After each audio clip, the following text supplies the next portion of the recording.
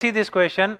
Let a line L1 be tangent to the hyperbola and L2 be the line passing through the origin and perpendicular to L1. If the locus of the point of intersection of L1 and L2 is this. So the concept used is properties of tangent.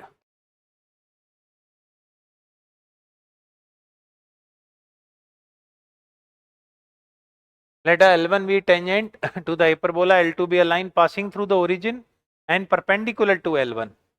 ठीक है, और हमें क्या चाहिए, locus of the point of intersection of L1 and L2.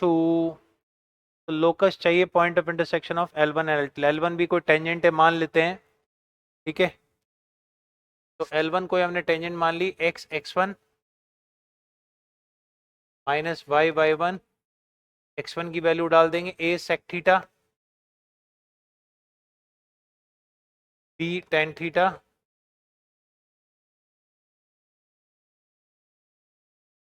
और L2 भी a line passing through the origin and perpendicular to L1. तो इसका स्लोप अगर हम देखें तो minus sec theta by 4 minus tan theta by 2. तो ये कितना आएगा, 1/2 साइन थीटा. क्लियर है, या इसी फॉर्मेट में ही रहने दे सकते थे ताकि इजी हो काम करना. इसी में रहने दे सकते हैं हम. उसका स्लोप है हमारा minus sec theta by 4 minus और माइनस तो प्लस टेन थीटा बाई 2. अब उसका स्लोप इसके परपेंडिकुलर है तो हो जाएगा -2 tan theta upon sec theta.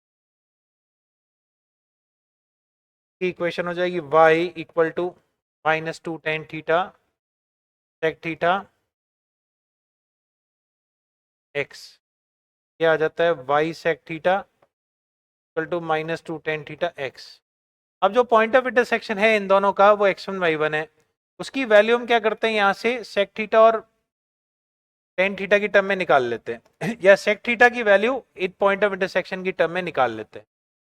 Sec theta और टेन थीटा की वैल्यू अगर हम निकाल लें x1 और y1 की टर्म में तो सेक थीटा की वैल्यू आ जाती है 4x1 upon x1 square plus y1 square, और यहां से आ जाएगी -2x1 upon x1 square plus y1 square.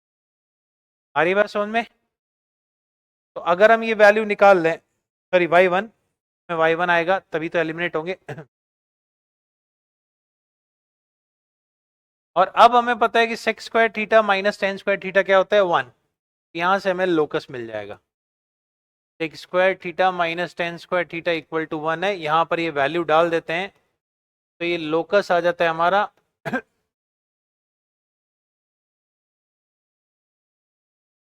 तो अल्फा की वैल्यू आती है 16, ठीक है, और बीटा की वैल्यू अगर हम कंपेयर करें तो -4.